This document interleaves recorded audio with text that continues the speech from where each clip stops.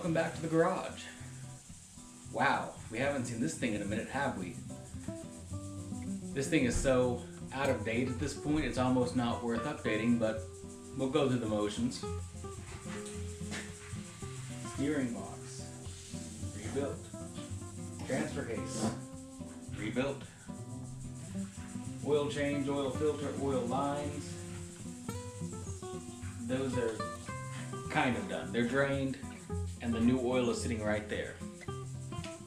But I was waiting to put it all in before all the engine and transmission stuff was in the Jeep. So, man. Air cleaner, yeah, it's still sitting over there where it was when I first pulled it off. Shocks, I actually have those. They're in a box, waiting. The hood rain channel, distributor cap and rotor. Ooh. Exhaust manifold, done. So it's not so bad. But things have changed. A lot of things happened that I did not expect to. So I think I'm gonna have to make a new list. Well, this was certainly the less pretty side of the cardboard, but 48 Willys CJ2A, take 2.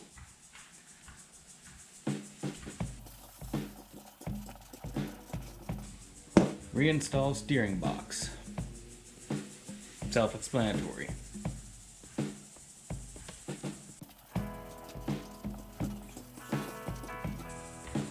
Install the engine, transmission, and transfer case.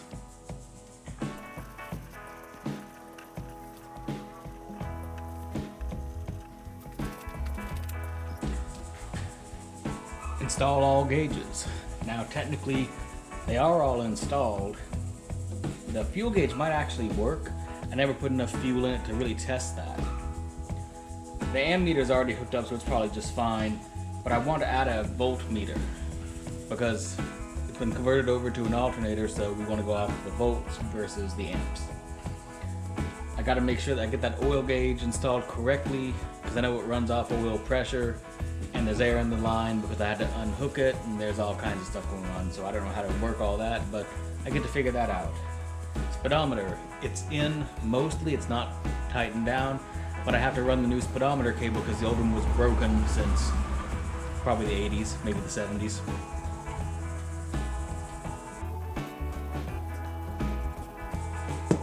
Engine mounts. A little hood rain channel since it's under the hood and it's easy.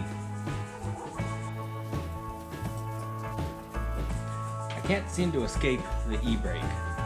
I almost had it good to go, but then we pulled the engine and everything got undone and yeah.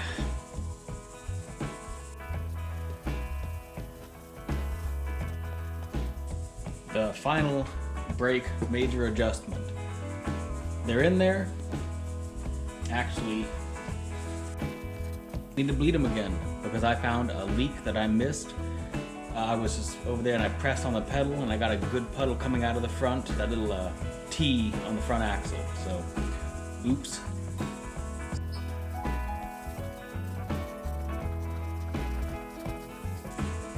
Drain and refill the differentials. I have not even looked at them yet. As long as I don't look at them, they're just fine. They only become not fine when I crack open the cover and look at them, so yeah, I need to look at those at some point. Oof, order of operations. I need to install the flywheel and clutch. Can't forget that. That's only halfway important. I need to refresh that little tube that holds the I know it's got the clutch. I think it might also have something to do with the gas pedal. I forget. It's been a minute. Maybe it is just the brakes. I don't know. But there's a kit you can buy that has new ball ends for each side, new seals, the little metal things. You pack it full of grease. You put a little felt thing in there. Yeah, that thing has not been treated well for a long time, it seems. Plus the ball end on the side of the transfer case had already worn the heck down, and someone just brazed the heck out of it and then filed it down or something, and it's not round. It would probably work just fine, but I got the kit already, so why not? Need to actually bolt the seats in. I want to actually pick up a spare tire. I got the 4 I needed initially, but I've got the 5th rim, and I've got the spare tire hanger. It was hanging on the back of the Jeep. I do want to put it on the side, but I'll get there. I'll figure that one out at some point. Shocks, but they're not a high priority. I actually have a side project that I'm going to do at some point soon. I've got the shock mounts for a Bantam trailer, and I'm going to put them on said Bantam trailer. And I've even got a pair of shocks for it, so that'll be kind of neat to have. Exhaust. Now this is contingent on how long that existing exhaust lasts. It's pretty dang rusty. When I had the engine running last year, I guess at this point, it just blasted all kinds of rust out of the end. The outside's rusted, the inside's rusted, so it's only a matter of time before the thing just falls off. So I will likely rock it until the exhaust falls off and then replace it. The wiper. I don't think I'm going to be doing much driving in the rain, seeing as I don't have a top.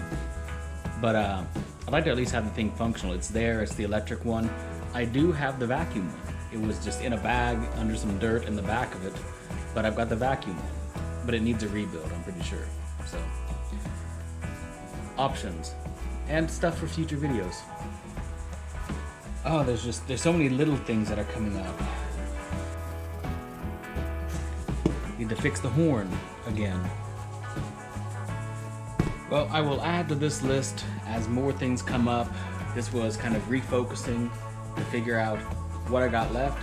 And I promise you guys, I'm not just trying to expand this out as long as I possibly can just to make more videos. I do have a full-time job. I do have some burnout associated with said full-time job. And I can really only work on most weekends, not all weekends. Start running the list. Starting with reinstalling the steering box. Let's jump to it.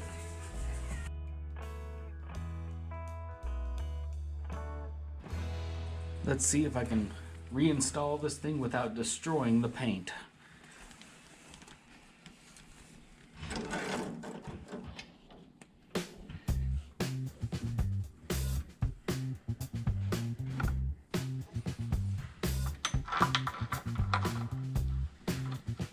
Now I need to carefully get these shims in. The other half of that was going to be without dropping one, but there I go. And they go between the steering box and the frame. It was only a few days ago, but let's see if I remember how this went. At that really dusty old welt, but it's what we got. There goes. Got these two 1/2 bolts. Important note, don't tighten those bolts down until you have this thing in place, otherwise it'll be too hard to move and you have to go loosen everything.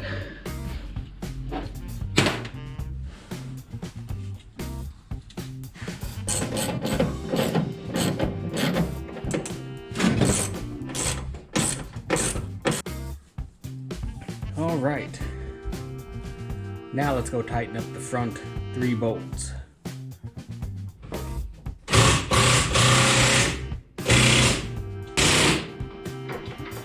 Got the turn signal on, but I'm not quite sure where it needs to end up, so I'm going to leave it loose.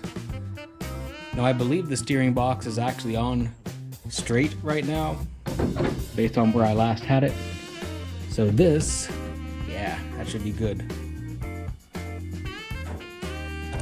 Freshly blued steel nut with the Bakelite button.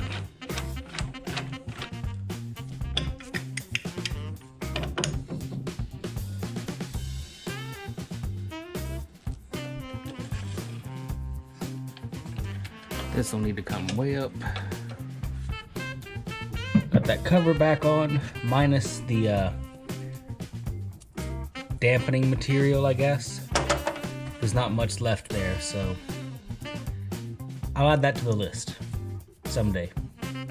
I can actually still see my center punch mark even after all the paint. Let's get this drag link back on. No, drag link and Pitman arm.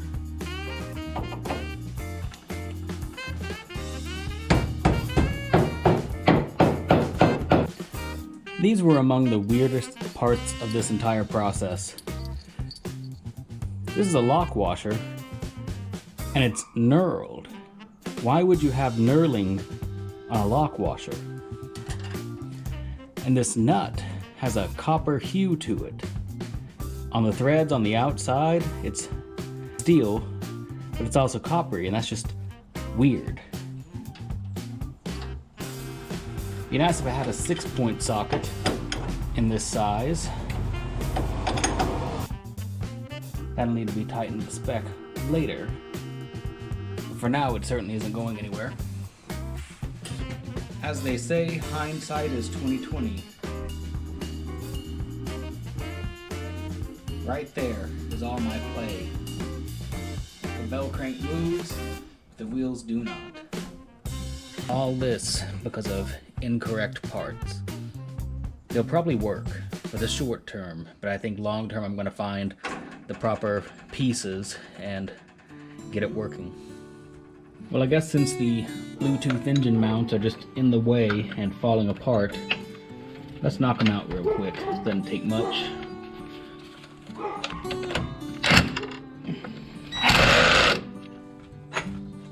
Well, I think the camera died, but the Bluetooth engine mount is off. And here is the new one.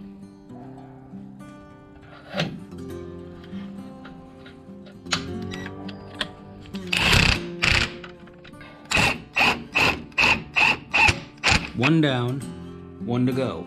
However, I'm gonna wait on that other engine mount because I have been schooled by someone on the internet who actually made a lot of sense. So whenever you go to lower the engine in, it's really, really difficult to get those bolts through the hole here in the mount. So the only reason I didn't have a problem getting this engine out was because one of the mounts was broken to begin with. So I'm gonna wait on that other one, probably just attach it direct here on the other side and lower the thing and then bolt it on at that point, so cool.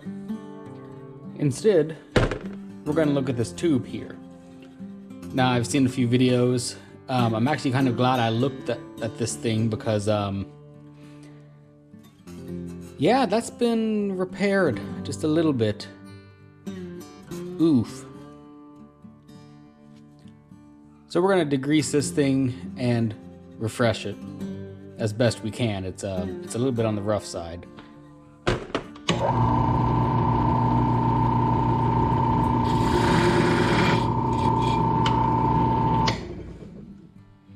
Unfortunately, much more of that is booger weld than I like. But we're gonna push on.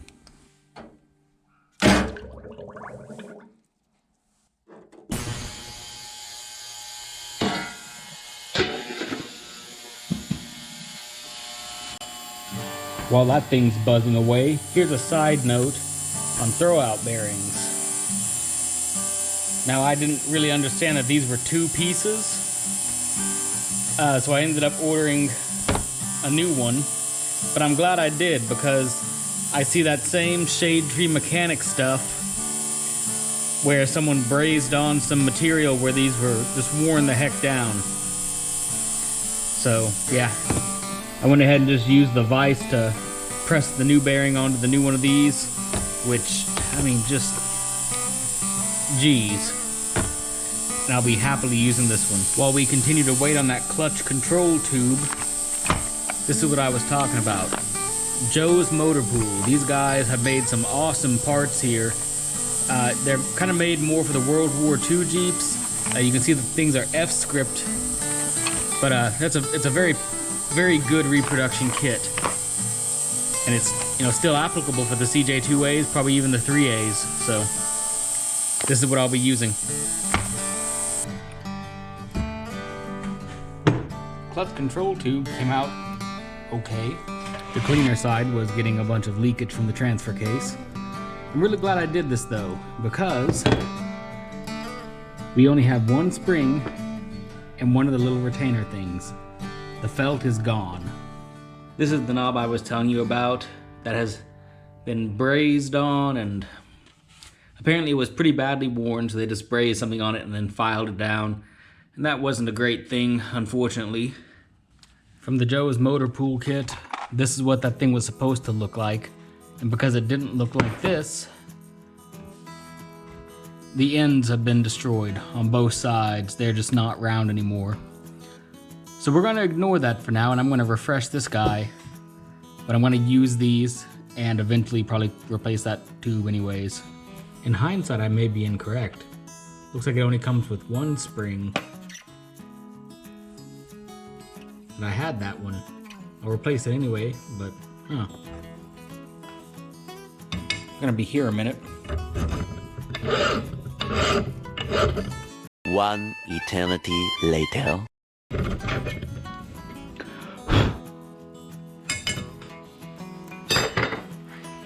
Not perfect, but it's out of the way.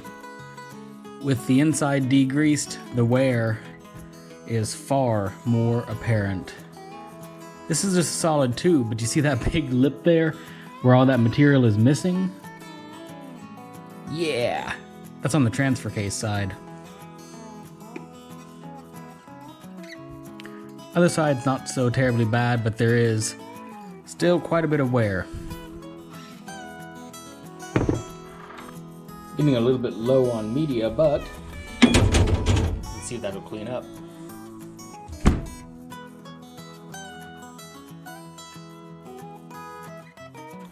And we're gonna give it the usual treatment.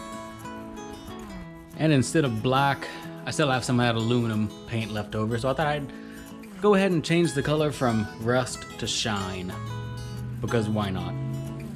So you might be thinking, wow, I just spent like 5 minutes of my life watching a guy clean up a clutch control tube. But I'm showing you this stuff because it's one of the many details that are out there that a lot of people don't show you that you're probably gonna run into when you do your restoration. Well, all of the small stuff has led to this. I am ready to pull this thing off the engine stand and get it bolted up to the transmission and transfer case over there.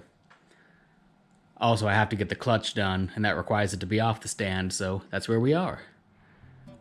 So I hate to leave this on a cliffhanger, but next episode, Dad and I are gonna get this thing swapped into the Jeep. So thanks for watching, and I'll see you on the next one.